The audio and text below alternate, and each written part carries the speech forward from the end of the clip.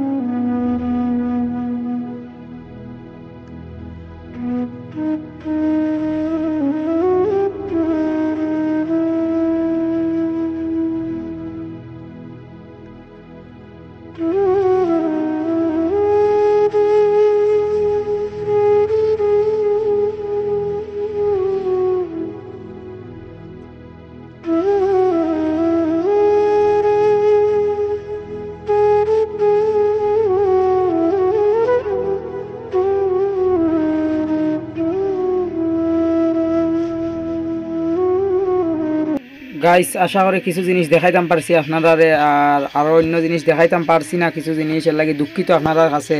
আর আমার পেজটা ফলো করে রাখবা, কিন্তু নতুন নতুন ভিডিও পাইবা, পেজটা ফলো করে রাখলে ভালো ভালো ভিডিও পাইবা আর দেখতে পাইবা, সুন্দর সুন্দর জিনিস দেখাইমু। আর আজকের লাগে বিদায় লইলাম, টাটা বাই বাই, আসসালামু আলাইকুম এবং নমস্কার। অন্য ভিডিও দেখা